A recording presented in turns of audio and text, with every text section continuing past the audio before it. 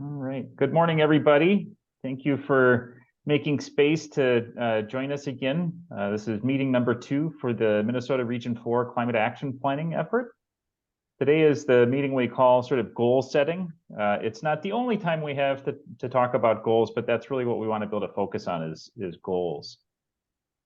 Before I just kind of run off with it, I just want to see if Mark or anyone else at West Central has anything that they want to share as a kind of an intro or a starting statement at all. Nothing formal, just other than welcome to everybody, and again our sincere thanks for your participation with this effort. And I'm excited to kind of roll up our sleeves here and really get into it, and hope everybody is as well. And I think that's it. Anna is going to be jumping on later. I will probably be jumping in and out of the meeting today, but we look forward to it. If there's anything I can do to help on the backside of this, by all means, let me know. Wonderful. Thanks, Mark. Thank you. All right, so I'll just kind of intro a little bit kind of where we're at in the process, what today's meeting is, what's going to come after this, just kind of help position it in everybody's minds so we know what we're always working in increments, right? So it's nice to know how those increments fit together. So last meeting before the holidays, hopefully everybody had a great holiday break and time with friends and family and a little bit of time to relax. But just before the holidays, we had our kickoff session. In the kickoff session, we just sort of interviewed or overviewed how we're going to be working as a team, introduced the sort of baseline research that had been done, and shared that with you all. Between then and now, hopefully you've had opportunities to sign up for sub-teams. If not, it's never too late. Today is your opportunity to decide which ones to pick. And hopefully you had a chance to review the baseline document, the recommendations document for those 3 sub-teams that you signed up for. If you didn't, that's okay. We'll be able to kind of talk a little bit about them today. But today's discussion, as I mentioned, that original research in the baseline document is put together as a starting point. We've just found that although we want a collaborative plan, kind of a co-authored plan, over the years, I've discovered that oftentimes it's easiest to start with a large group where everybody's kind of got a page that they start on, and then we can talk about what's in front of us. It helps kind of get things going. So the recommendations that we've put together in the baseline document is just a starting point. And so today's discussion, there's going to be a little bit of presentation in the beginning, and then 2/3 or more of the meeting is going to be breaking into sub-teams where you all can talk to each other and share your thoughts and ideas. And the intent is to give you folks an opportunity to decide what you think about those preliminary goal recommendations that we've put out there. So basically, when we get into that conversation, it's going to be an opportunity to look at what we've thrown out there, and for you to be able to say, do we like this? Do we think something should change? Do we think some of them should be eliminated, some of those goal recommendations? Do we think there are things missing that should be added to the goal recommendations? So our intent is to try to navigate towards having a consensus in each sub-team on what kinds of goals we think we want to aim for that sub-team. If you don't complete it today, that's not a problem. We will have an opportunity to revisit it at our next meeting. But as you may recall, kind of how we're going to structure the plan is first having strategies, or you can think of them as goal statements. And then we're going to decide and explore and refine detailed action steps that can be taken in order to reach those goals. So we do want to kind of come to a consensus on what we think we want to achieve in each subsection. So that's the goal setting conversation today. And then we're going to be exploring detailed actions in the following couple of workshop sessions. So if we don't arrive at a consensus today, it's not the end of the world. We can wrap that up next meeting and then move into talking about actions in the next meeting as well. But if we can, reaching consensus today is ideal. So And before I kind of move on to sort of my little presentation, I'll just be quiet for a second, see if anybody has any questions or comment they want to throw out at all.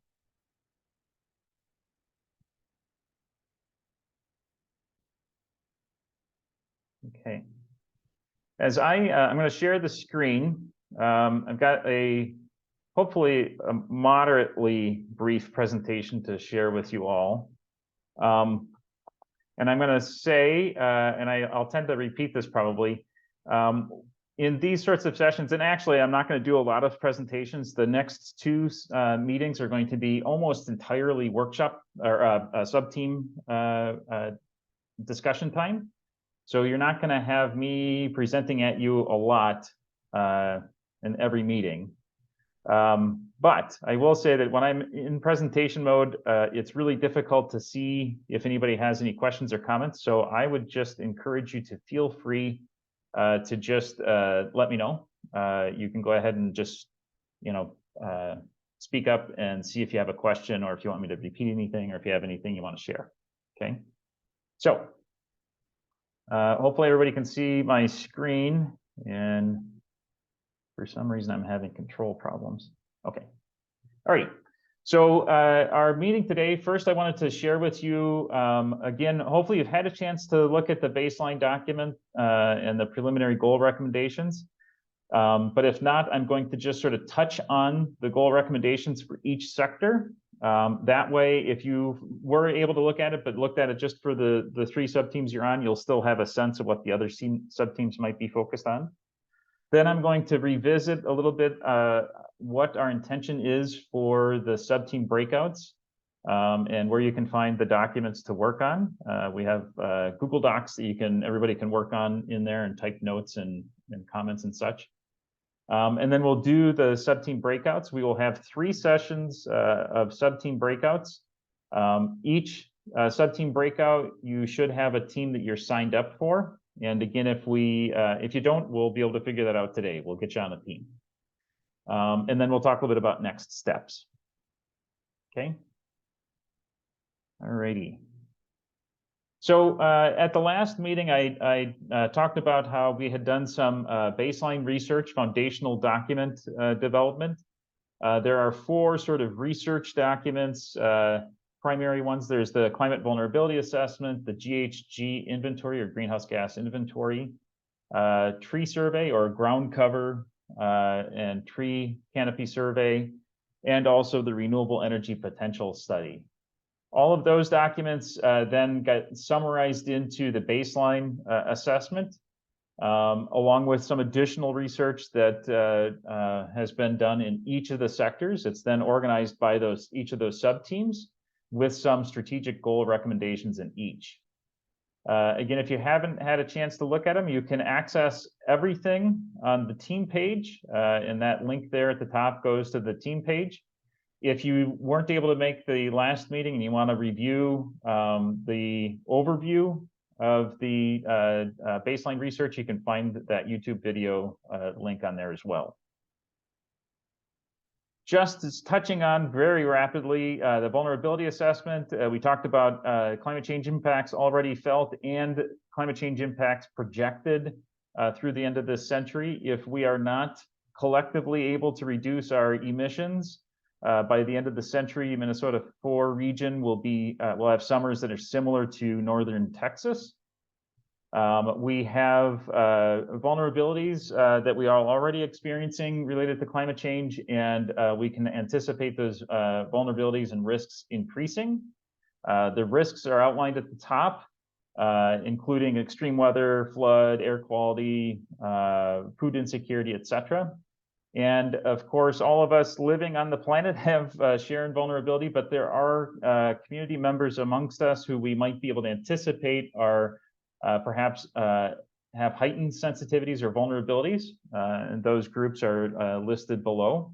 Those are common vulnerable population definitions used in climate planning around the country. We mapped out those populations throughout all of Minnesota Region 4, and we're then able to kind of identify based on the risks that each population may have a tendency of being potentially more vulnerable to. We can then identify our highest risks in the area and have this sort of sliding scale of likely sensitivity to impacts.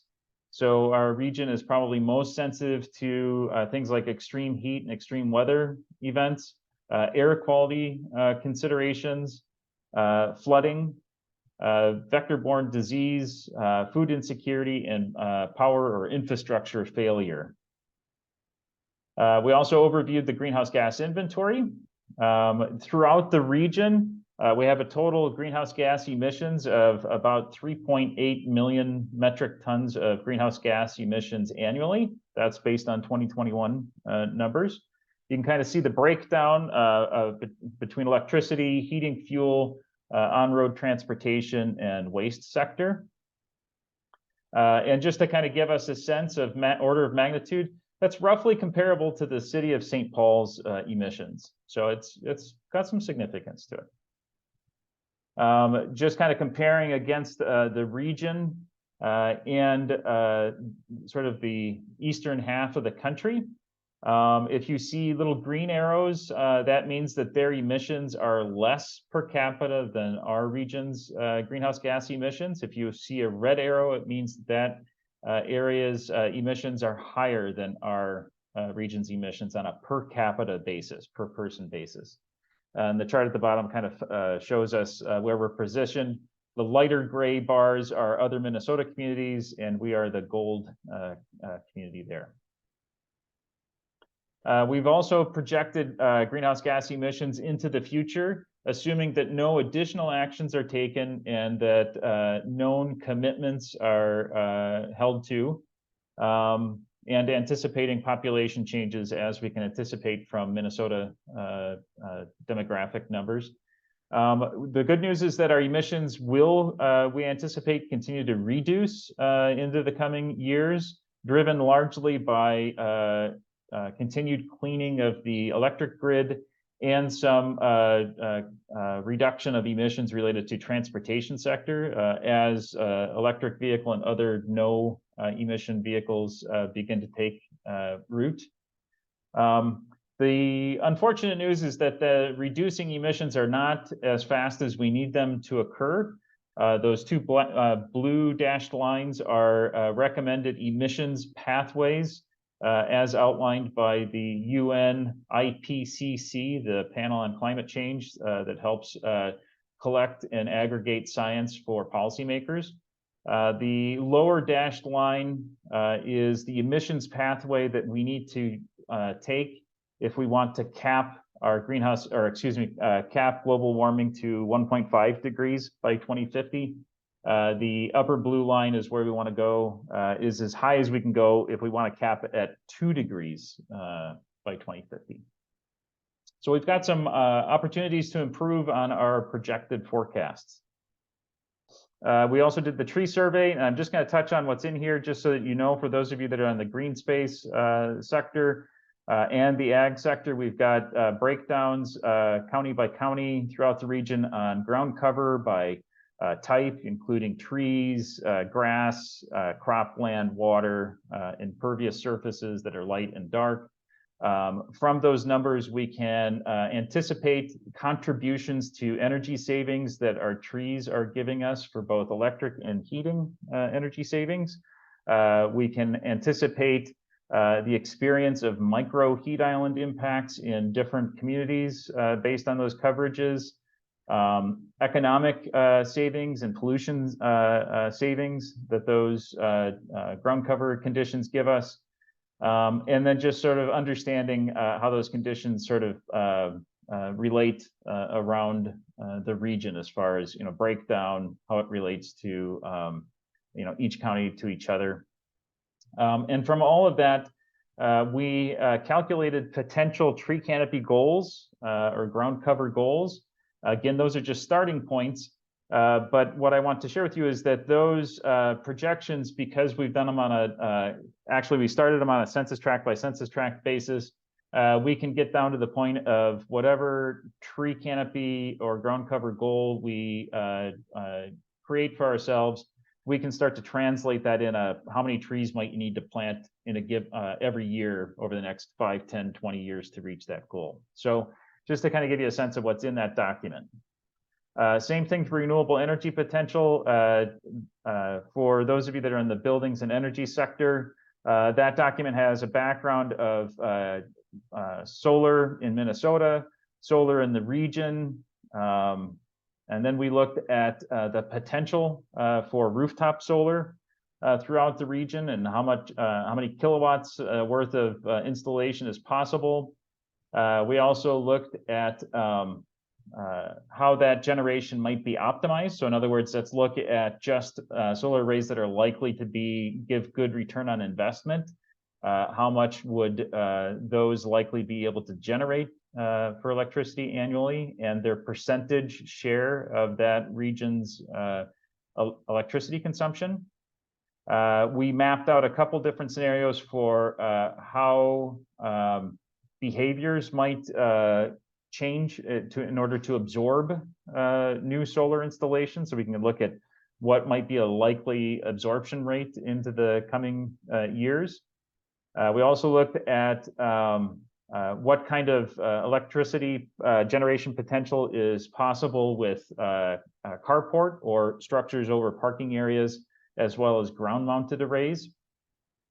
And we also looked at plasma gasification, which is a no-emission waste-to-energy solution, which can produce either electricity or also liquid fuels. And we identified if we took the region's current landfilled waste and used it through a plasma gasification, roughly how much of these energy sources could we create, whether it's electricity or hydrogen or ammonia, which can be used for fertilizer, for instance. So all of that is in that renewable energy report. So you don't have to dig through those reports. I just want to make sure everybody's aware the kind of information that's in there. If you have an interest, or as you explore things, if you want to dig in deeper, you can go to those documents. As I said, those are all then summarized in the baseline assessment, where we also included strategic goal recommendations as a starter point. You'll see at the beginning of that document, we have a preliminary overarching goal recommendation for related to greenhouse gas emissions. That preliminary goal suggestion is grounded in two things, well, actually three things. First of all, we're comparing it against the state's goal, so that we're making sure that we are at least in line with the state of Minnesota, if not further ahead. Secondly, we've grounded it in the IPCC recommendations. We are within the range that IPCC recommends, not quite as aggressive as they would recommend for the capping global emissions or global warming at 1.5 degrees, but we are also well below what we would need to be to make sure that we cap at 2 degrees. So we're in the right range, reasonable range there. And thirdly, these are grounded in our preliminary recommendations in each sector. So as we explore goals in a sector, if we decide, if the team decides that they want to increase a goal in, say, buildings and electricity, buildings and energy, if they decide that they want to increase a goal, if we can achieve that, then this number in the front could potentially increase as well, because they are linked.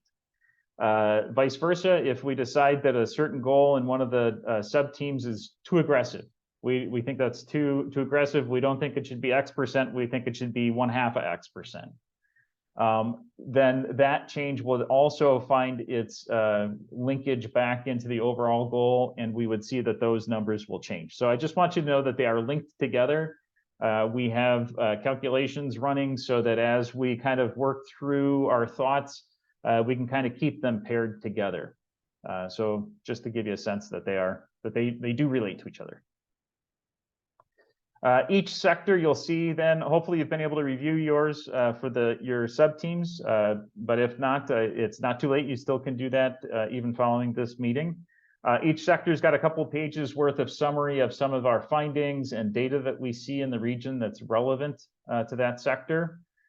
We summarize some of the vulnerability considerations or climate adaptation considerations relevant to that sector. And then again, we have our preliminary recommendations for goals. In many of the sectors, those goal recommendations are broken into two kinds of parts, two thoughts. One part is community-wide, so goals that could be applied to an entire city or an entire county, or of course, the entire region. So not just government properties and so forth, but all of us, businesses, residents, et cetera, community-wide goals. And then we also have goals that we're suggesting that could be government organizations. So if a county did a plan, it could be county operations, or if it's a municipality, it could be municipal goals. So government facilities, government operations. So just trying to provide guidance for both scales, government itself, as well as our overall community. And again, the intent of the recommendations is just a place to start. So I just want everybody to understand, we're not trying to cram anything down your throats. We are honestly fully looking for collaboration for your teams to decide what feels right to them. And we're just trying to give you the tools to start that process with something on the page as opposed to a completely blank page. So just to kind of go through, I'll try to go through them quickly for each sector so everybody has a chance, the benefit of hearing them. For transportation and mobility, for community-wide goals, we have starter goals saying decrease community-wide VMT, which is vehicle miles traveled, by 5% by 2030. So looking to just drive less. And also increasing public transit commuter ridership from approximately 1% to 2%. Of course, that's not necessarily consistent throughout every parts of our region, all parts of our region, but opportunities to advance it where those make sense. Thirdly, to increase electric vehicle utilization to 15% of community-wide rolling stock, which would mean roughly going from roughly 1,500 vehicles today to about 29,000 vehicles by 2030.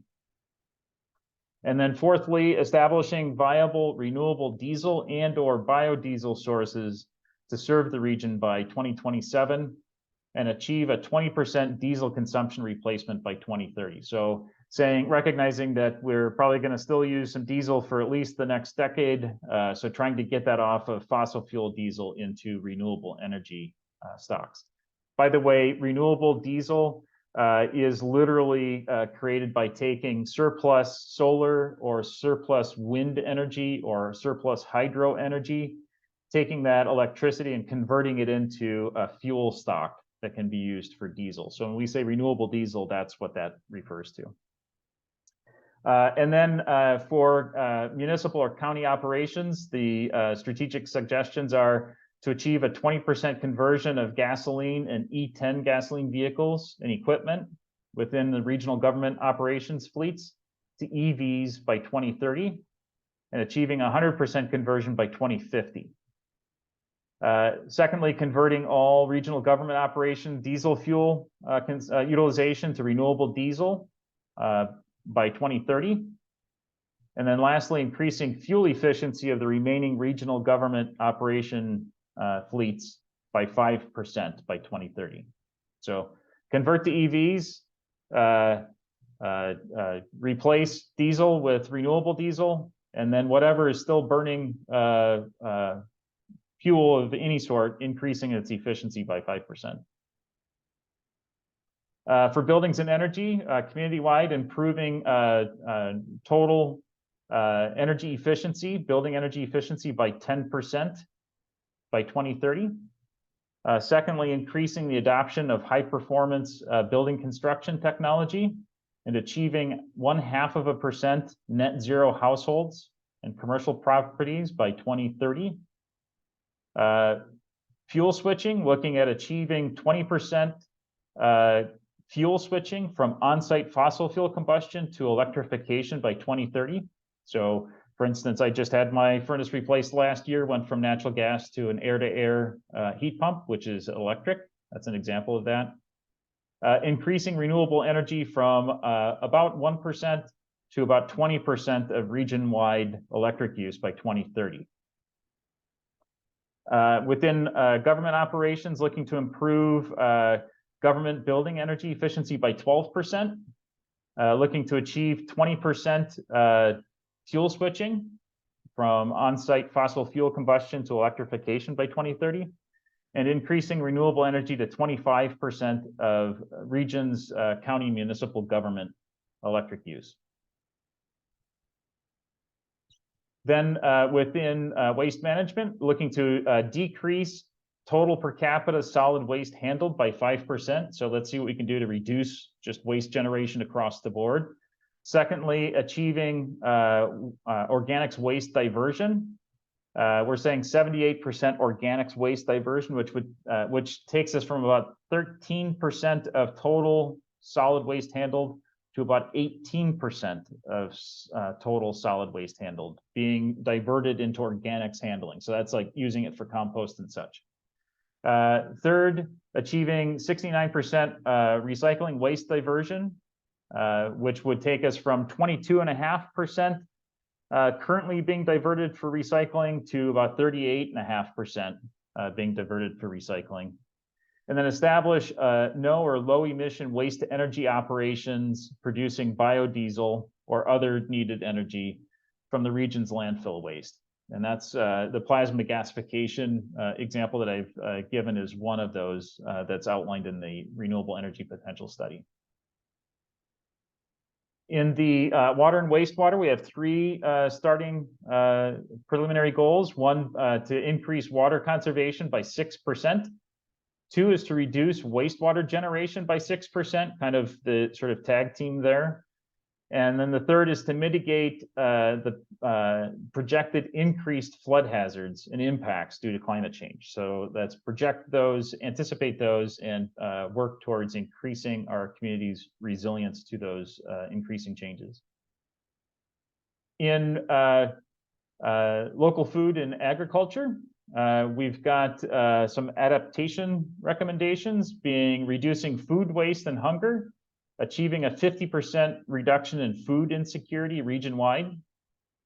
Secondly, to protect and preserve agricultural land while increasing its resilience to climate shocks. Then we've got some reductions that can look towards emissions reductions. Increasing the share of farms using high feed efficiency practices to achieve 75% adoption by 2030. So that reduces methane emissions from cattle, for instance. Increasing adoption of carbon positive soil and crop management practices, achieving a 25% adoption rate by 2030. Again, that reduces land-based emissions. And then fuel switching, increasing the use of anaerobic digestion, which is taking manure or other forms of organic wastes, putting it through an anaerobic digester, which can then produce energy that can be used for electricity or other forms of energy, and achieve a 15% adoption by 2030. In green space and trees, we have three starter suggestions. One is increasing tree cover, particularly in areas of increased vulnerable population shares, by at least, this is a very specific number, but let's say 2% of region-wide land cover by 2040. And that's 2% of the land cover, not a 2% increase over where we're at currently, but 2% of all land being added to tree canopy cover. Increasing pollinator supportiveness in lawns and grasslands, and achieve a 5% turf replacement with native grasses or wildflowers. So taking areas that we're currently mowing and convert that into more of a natural or native pollinator-friendly sort of grass, which also will increase carbon sequestration. And then lastly, reducing heat island effect or micro heat island effect through reducing dark impervious surface cover by 5%, or essentially going from 77.4 thousand acres of dark impervious cover to 73.5 thousand acres. So about a 4,000 acre reduction. In climate health and safety, the starters are assisting the region's climate vulnerable populations in preparing for and mitigating climate change impacts. Secondly, educating and engaging and empowering the public on health safety risks to climate change. Third, ensuring that the region's mission critical emergency services and healthcare facilities are prepared for the impacts of climate change. And then lastly, strengthening community response capacities and strengthening social networks that can help respond to challenges. So think of, in times of trouble, making sure having strong social networks and connections and organizations, having connectivity in with folks can help support those that are most vulnerable. Just think of, elderly folks living by themselves. When we have massive storms, just the ability to connect in with them, those social networks help to make sure that they're safe and taken care of. Within the climate economy, we have 4 starter suggestions. The first is to capture the local economic potential of sustainability and climate action. So in other words, some of these changes I've talked about bring with them the potential for economic development. They bring the potential for jobs or new businesses. Let's try to capture that and really leverage that for greatest advantage. Secondly, increasing equitable workforce and entrepreneur development of the sustainable economy. So as we're doing that, what can we do to increase equity? Thirdly, supporting local agriculture and business operations in building marketplace climate resilience. So as we think about the impacts that they may have, supply chain concerns, et cetera, how can we help create a regional resilience for those folks? And then lastly, establishing sustainable financing for the region's climate action implementation. So how can municipal governments, county governments, regional efforts, how can we create some sustainable funding to support the efforts moving forward? So as I've noted, all of those goals for each section, you can see that we've mapped out sort of how each of those strategies might reduce emissions for those that do have emissions reductions. In the chart, the way we map this out is we also talk about the amount of reductions that we anticipate will happen just through business as usual. And then we break down how much emissions are being reduced from the actions from the transportation and land use, buildings and energy, waste management, and what's left. So the current ideas that are thrown out there as starter reduce our emissions by 40% by 2030 over the 2021 baseline. So over 9 years, reducing 40% of our emissions, leaving about 60% remaining. Again, this is just a starter point. And so as the team works on this, you may decide that some of those should change, and that's completely fine. But those preliminary goals, we've modeled them so you can understand how they link right now. So as you decide to make changes, you'll know that numbers can go up and down as well. So with that, I'll just sort of see if anybody has any questions or anything that they want to share, either based on all of that or just anything at all.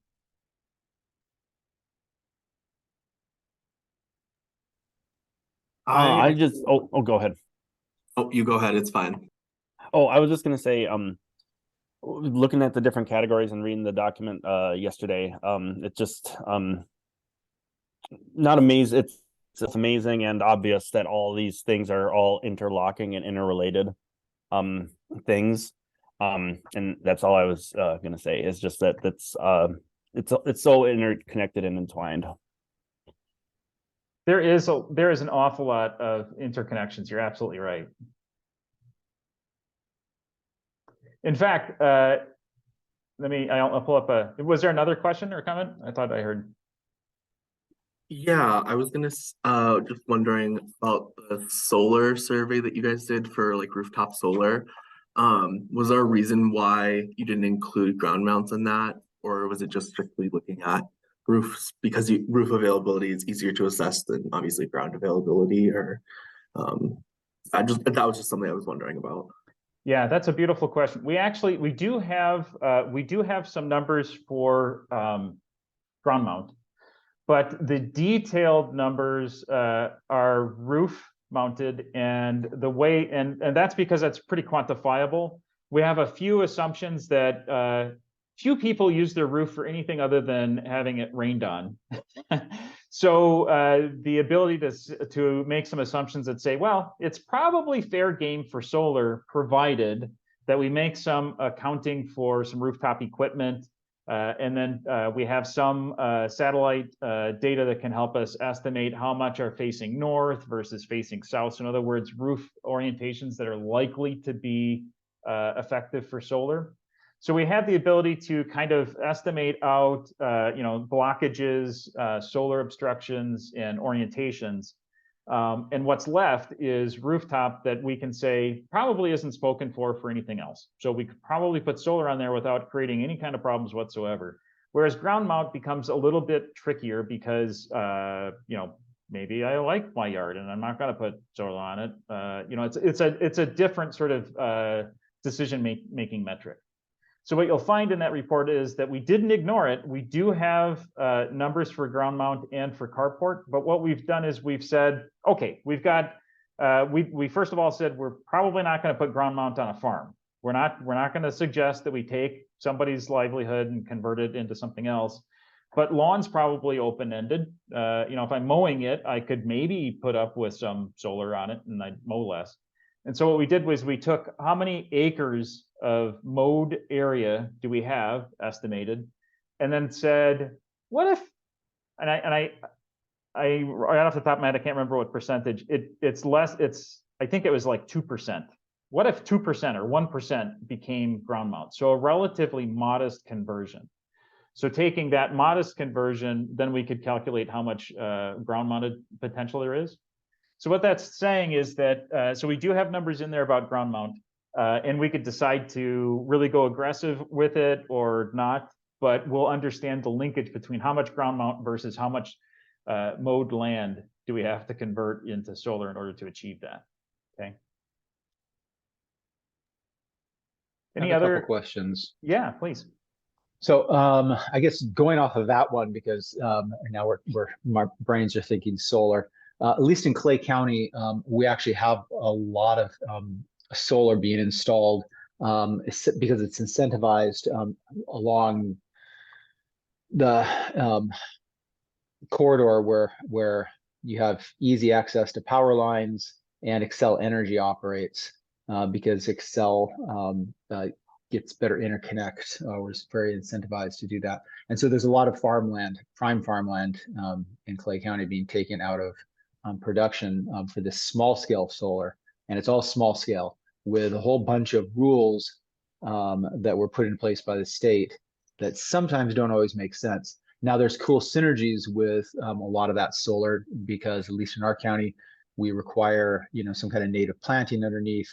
And there's even some synergies which could be taken advantage of where you put animal, sheep in particular, underneath that. So you could have a whole bunch of different objectives being met for both carbon sequestration, but also food security and cultural practices, along with energy production. But there is a concern that you start taking out more and more prime farmland just because it happens to be along an energy corridor, and you're not doing it systematically and thinking like, hey, this is the best place. Like, this used to be an old gravel pit. Maybe that's where we should be putting the solar, and that's not happening because you don't have the energy transportation infrastructure. So one of the issues is, how can we, as a region, impact potentially some state policies that need to change to be able to, better address those kind of issues. So that was just because Spencer or Griffin, sorry, brought up the solar. But the other question is going way back to baseline data. I guess, I was trying to track down some numbers. One of the aspects of this is you have the overall greenhouse gas reduction goals. And I know there's, the governor has basically said the state, had certain goals by 2040. Xcel Energy, not to make them not to the bad guys, they want reduction, but they wanted a slower pace. Saying 2050, they've actually had cities tag on and say, yeah, that sounds great, not knowing that their plan isn't necessarily as what's the right word? Well, it's not following the governor's timeline. So in other words, we have competing timelines out there. And so, that was one of the issues. And then when you were listing a lot of the greenhouse gas goals, there was shifting dates that you put with percentages. And so whether or not it was 2018 was a baseline or 2021 was a baseline. And I'm assuming that you kept the same number and that you were just picking different years, and hence that shifted the percentages too. But I was trying to track that down, and maybe I wasn't doing a good enough job with the baseline data sheet. So I kind of the biggest question was, are we trying to follow along with the governor's baseline, or are we using IPCC, or so I mean, or is that something the task force really needs to look at and say, what's achievable in each one of these areas? So baseline ends up being a highly messy thing. And so the overall, our baseline that we are using is 2021. The reason for that is that we have our community-wide, region-wide greenhouse gas inventory that's 2021 data. So because we have 2021 data, that makes a great baseline because we have information that's about as solid as we can get. There are still, it's not 100% accurate. There's some utilities that we don't have highly accurate information out of, et cetera, but it's the most accurate information we have for the region. So for that reason, we're suggesting that we use a 2021 baseline. However, there are baselines all over the place because IPCC's most recent recommendations say we need to reduce from 2019 global emissions by X% by 2030, Y% by 2040, Z% by 2050. So they used their last policy documents used 2019. I can be pretty certain that the next time they issue policy documents, they'll probably change the year. But they're changing kind of what the goals are based on what year you pick. Same thing with the state. I mean, the state has different baseline numbers, but I find it less useful to pick a baseline for a region if we don't have really good data for that year, because then we don't know what we're steering against, right? So we do know what we're steering against when it comes to 2021. And what I did in order to, I made the statement that the current starter goal is within IPCC guidelines, and I believe, based on at a draft level, I believe that to be true. And so what we did to be able to come up with that statement is we looked at statewide emissions and backcast from 2019 to 2020, 2021. And earlier, before 2019, earlier statewide emissions, to try to get a sense as to what statewide emissions have been doing over that time frame, and applying the changes that we're seeing in the past to Minnesota Region 4, we can say with some reasonable confidence that, well, if 2021's emissions are X, we were probably at Y emissions at 2019 or Z emissions at 2005 or whatever. So we can do some backcast estimating to be able to say, are we in line with some of these other goals or ahead of some of these other goals? And so that's what we've done at a preliminary level. By the time we're all said and done with this, we're going to do it again, and the numbers will you'll probably see some tweaking, which will happen anyways, right? Because you guys, as you go through some of these goals, you'll decide you like a goal, you don't like a goal, you want to add one, you want to change it. That's beautiful. And so all of that will get recalculated anyways.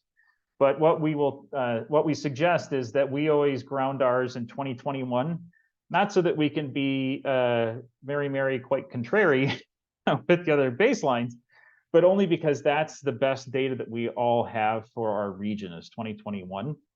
And then we can do some backcast relationships to check out to see are we in line with or better than the other baseline goals that are couched in other baseline years. Hopefully that makes sense. Yeah. So one of the I guess questions, and the amount of reduction really obviously baselines are important because that's then if you're making progress or not. And so using a baseline is great. Overall, it's the goal of where do we want to reach that's the most important. And then it gets into this, are we actually trying to achieve or limit, I should say, 1.5 degree increase or 2-degree increase. It has effects and profound kind of system-wide effects, because that could, if you don't make the 1.5 and you end up sliding into 2, now you have food security issues, and you have essentially human health issues that you might not have had to mitigate or address if we had been met the prior goal. And I think that's one of the challenges, I guess, that our group gets to figure out. Exactly. Yeah, and you are absolutely right. I do usually translate it into let's focus at an end state, because now we've got some data. We can say where we need to get with our emissions, and then just track it moving forward. And then the baseline is helpful, but becomes less and less important because it is the goal year that really becomes the focus. You're absolutely right. And you're absolutely right also in terms of one thing I encourage everybody to think about is that ultimately, a climate action plan, I mean, implementation is where it's at. I mean, plan is helping us organize, identify some focus, and then create something that folks can use to move forward with action. Climate action plans are most effective when we think of them as living documents. So it's not like a construction document where you draw plans for a house and then the plans are done and you go build it. Instead, this is something that should be informed and reinformed through the process. And establishing goals is kind of tough because, on the one hand, some of us are going to say, let's go to 100% renewables by Tuesday, let's do that. And others are going to say, well, I don't know how we're going to get that done. That seems over aggressive. And so what I usually suggest is that we think of it, the goals want to be what we believe to be achievable, but stretchy. We don't want to fall out of bed and make it happen. We need some effort. We want some goals that we know we're gonna have to take some change here. We're gonna have some work to do to get there, but levels that we think can be achieved. And then once we establish that here, moving forward, trying to keep track of that.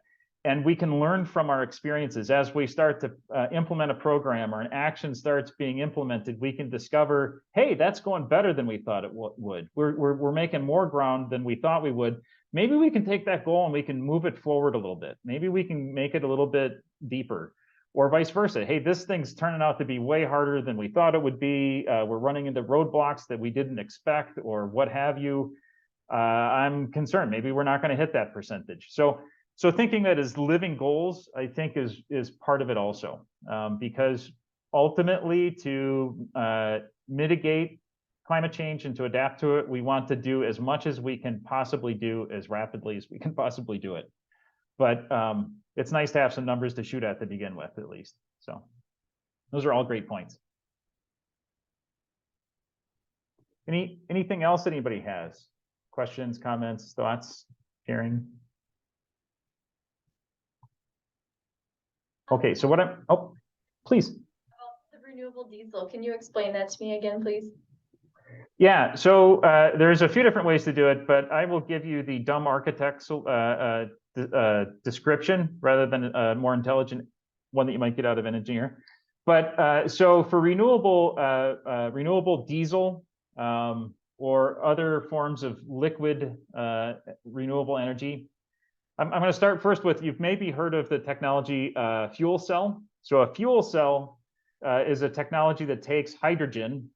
It passes hydrogen through plates that interact with it. And that interaction produces electricity and water vapor.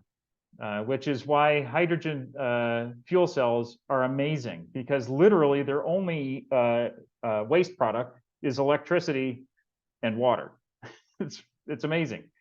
And so because chemistry and physics can work in two directions, what we can do is we can take, there's an electrification process where you can take water and electricity and basically run it through a reverse fuel cell. They don't call it that, but I do because it helps me conceptualize it. And out comes the other side, hydrogen. And so when you have the molecules to create hydrogen, you can manipulate those through other processes to create ammonia, a synth gas, which could be used as a natural gas replacement. And it can also be converted into a diesel replacement. That ammonia also, by the way, could be converted into fertilizer. So basically, by taking, with the plasma gasification system, for instance, plasma gasification takes solid waste, it puts it into essentially a compressed air-tight capsule, introduces extreme heat to it, gets it to the temperatures of like 5,000 degrees, something like that. And again, I'm not describing it as an engineer or a physicist because I'm too stupid. But basically, that extreme heat and pressure essentially creates a phase change, and those materials turn into two basic products. One is a synth gas. The other is a hard inert object, kind of like a man-made stone. And those are the two byproducts of plasma gasification. That synth gas then could be used because it's just like the synth gas that we would get out of that reverse fuel cell. That synth gas could be used to create other fluid fuels like a diesel, renewable diesel. It could be created for ammonia or fertilizers as well. So we can create renewable fuels through plasma gasification, taking our waste, or through taking excess renewable energy. So let's say we have a solar array that's producing all oogles and googles of electricity at noon when we're not consuming all that electricity. We could put some of it into battery systems, and we could put some of it through an electrification system that I just talked about to create a liquid fuel replacement. University of Minnesota Morris has been playing around with that technology too a little bit. Yeah, and essentially, I don't know if Griffin has more details, but storing energy instead of in batteries, but into essentially fertilizer is something that's really promising. I don't know if anyone else is playing with it in the region, but what Morris is going to be finding out, and hopefully then people are going to say, hey, this is a really, really good way to store energy. Is going to be beneficial, and or you don't necessarily extract energy because our region uses a whole bunch of fertilizer, and it's energy intensive, and so finding ways to support that whole system, food system, etc. What I was going to ask, Ted, is some of us are old, but maybe not old enough to remember World War II, and people were using gasification. I mean, that was standard, especially in rural areas. And I don't know how much intrinsic knowledge is still left, but gasification processes, when gas was short, that's what people are using. The German war engine was actually based on biodiesel. They didn't have access, at least initially, to petrochemicals and stuff. And so their diesel engines were actually designed to run off of biodiesel. And so, the fact that I'm not saying that I'm not holding up the German war machine as something to be lauded, but that we have a lot of technology that, is, I think of World War II not being that long ago, but I guess it is, that, benefits from improvements in technology.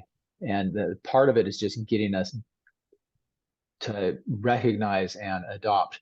But do you know of anyone that's in our region that's playing around with gasification, either small scale or in this case, large scale? Griffin. So the University of Minnesota Morris does have a biomass gasification generator on its campus that helps to supplement our thermal energy loads. And then as far as the ammonia goes, what we're doing is we're taking excess energy from our wind turbines, which are so prominently featured on the front page of the report that Ted was talking about, the baseline report. And we use the energy to run an electrolyzer and a nitrogen scrubber, and then to run a machine that does the Haber-Bosch process to convert it into ammonia. And the plant just received a grant from US ARPA-E. I'm not 100% sure on all the funding mechanisms, but I believe it's for like $19 million or $18.5 million to expand the plant to be able to produce 1 ton of ammonia per day.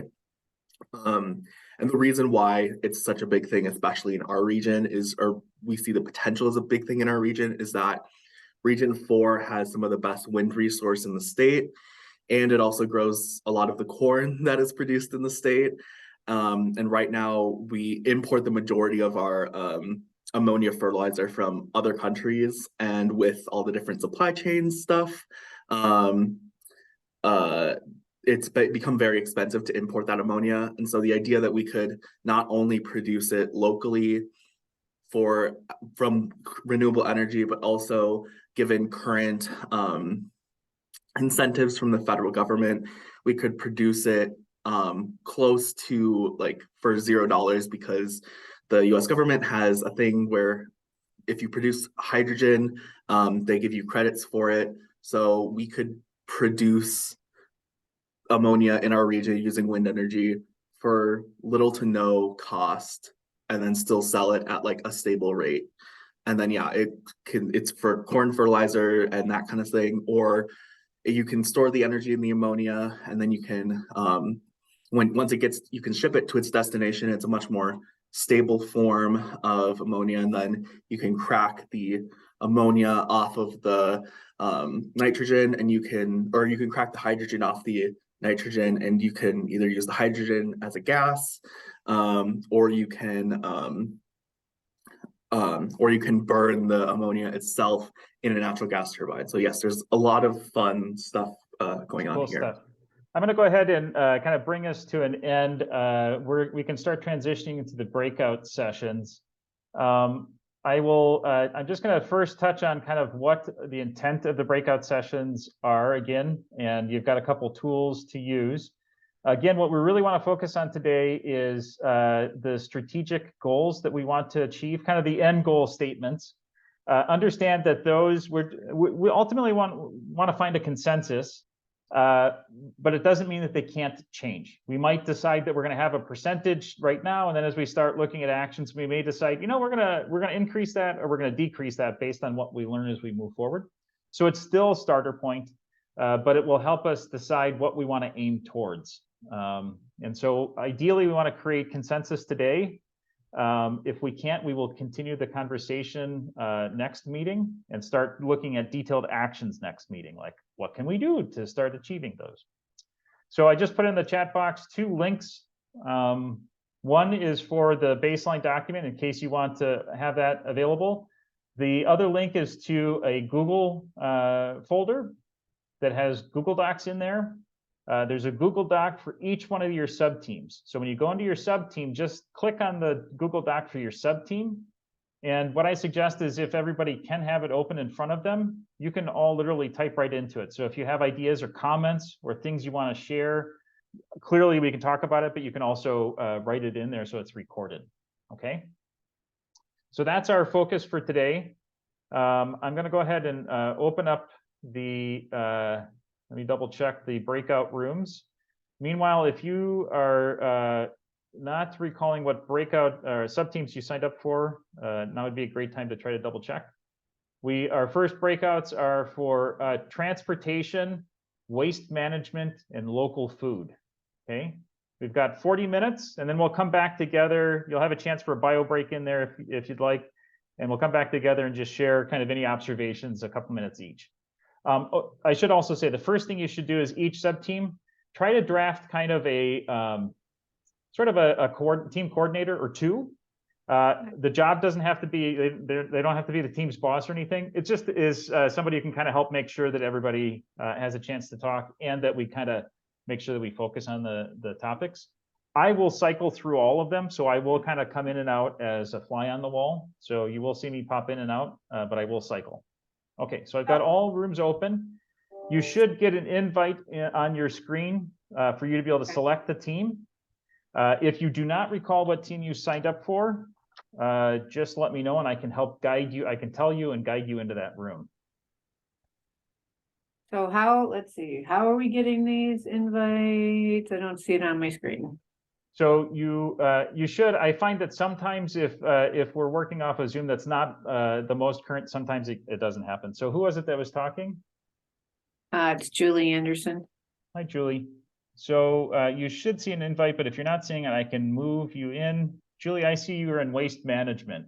Right. So I'm gonna move you in there. Now you should definitely see something on Yep. your screen. Yep. Okay. Okay, and what about me, Ted? I don't think I